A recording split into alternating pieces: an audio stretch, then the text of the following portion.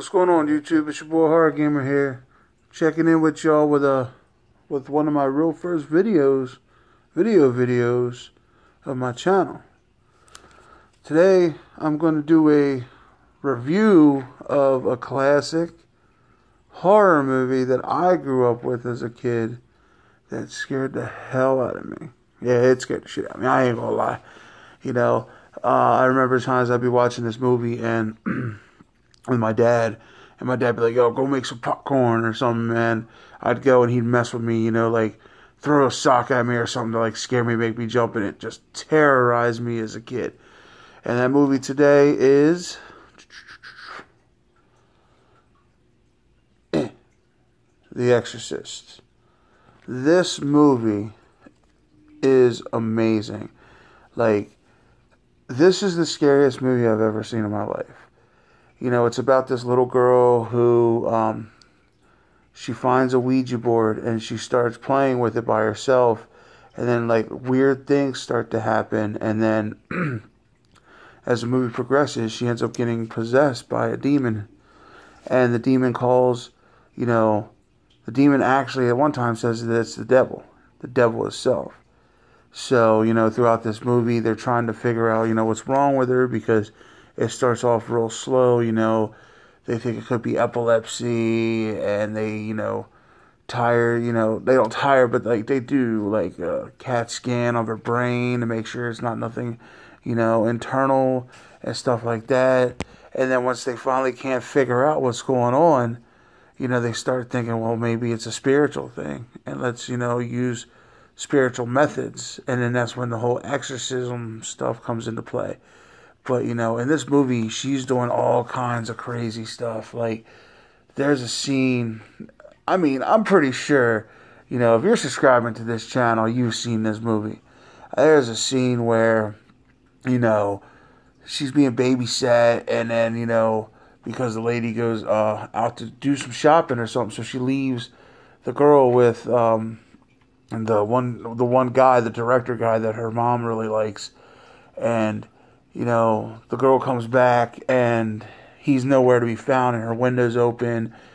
And then she comes home and they're talking and they're like, how dare you leave her alone? And she's like, well, no, I didn't. I left her with I forget the guy's name, but I left her with this guy. And then they get a knock on the door, and then they're like, well, haven't you heard? And they're like, heard what? And then she was like, well, he's dead. And then she starts flipping out, and then all of a sudden you hear, and then here's this girl coming down the steps, spider walking down the steps. Let me tell you something. If I'm in a house, and I just found out somebody died, and somebody starts spider walking down the steps, I'm burning the house down and sleeping at the bus stop. I'm sorry.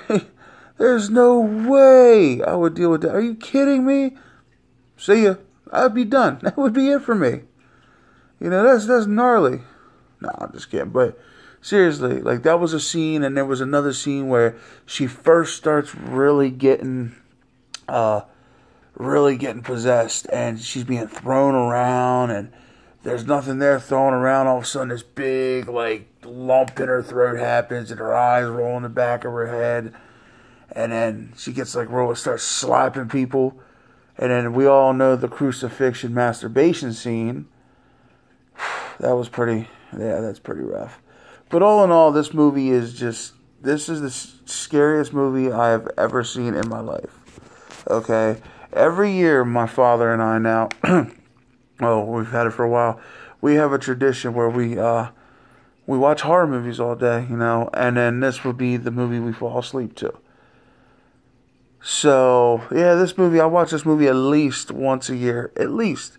I watch it more, but this is one of those movies that still to this day I really can't watch by myself because of all the, stuff I dealt with as a kid growing up, you know what I mean?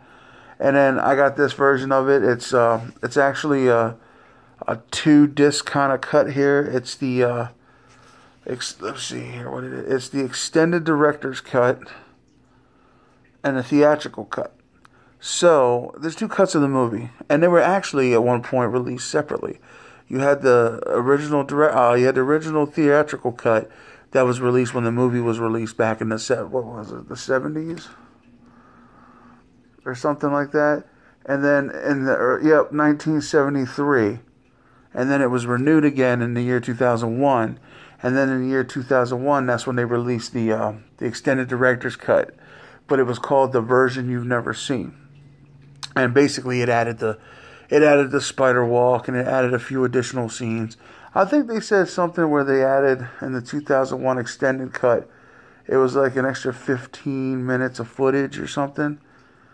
But yeah, this movie is just fantastic, and I bought this a few years back, and this case, this presentation of this is so beautiful. I mean, you got the back where Father Karras and the other priests are going up the steps for the exorcism.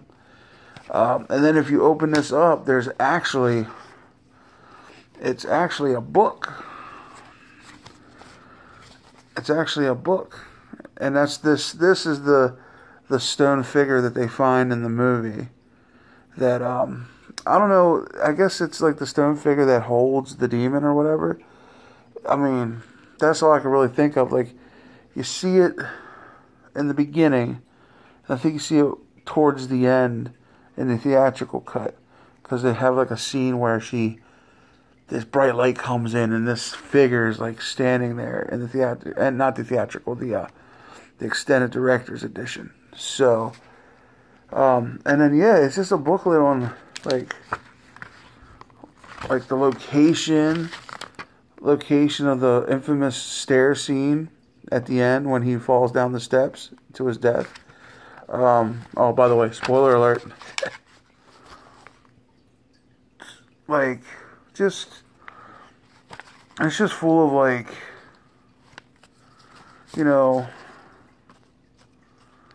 bios, actors and actresses who played in it, their bios and stuff. That's the mom who was in the movie.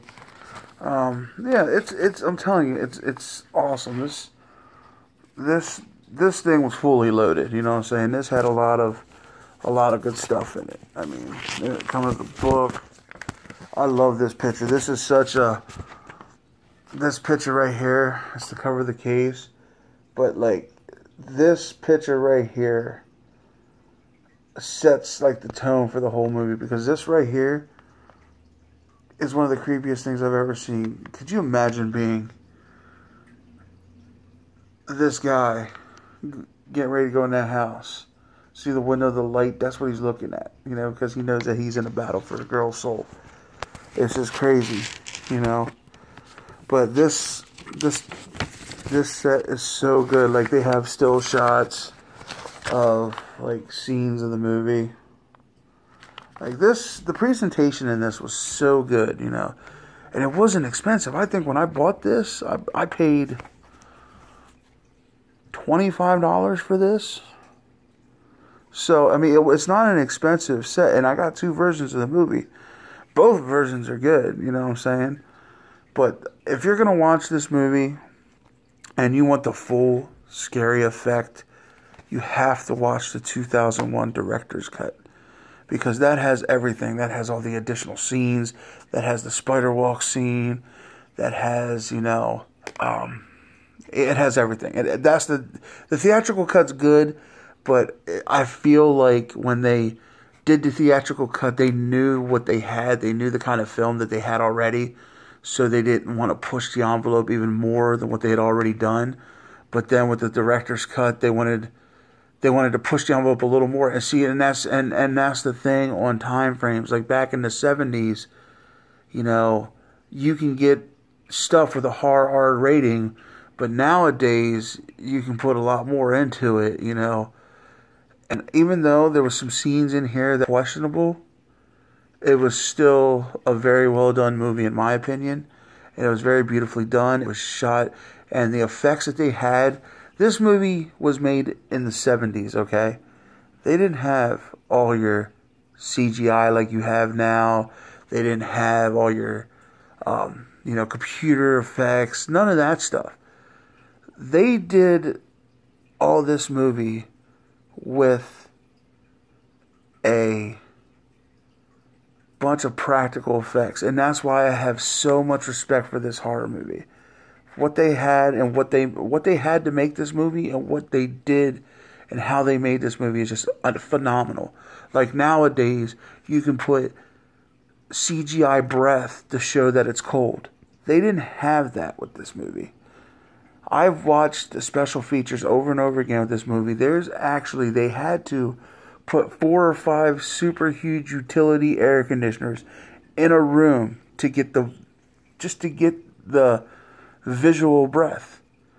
So it was actually cold. These actors endured actual coldness, not like nowadays when people shoot movies like, yeah, we're in Antarctica, and they're actually in a studio in Hollywood with CGI. These people did all that with practical effects. That's why I like old filmmaking. It's not dumbed down by a lot of CGI.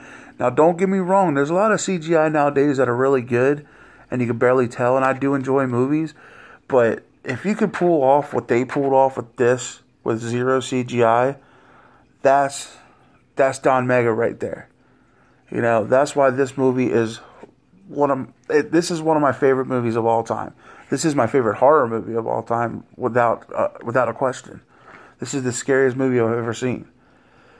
And then the scene where her head spins around, oh man, it's just so much the goodness of this movie that if you haven't seen this movie, I definitely recommend this movie to anybody who hasn't seen The Exorcist.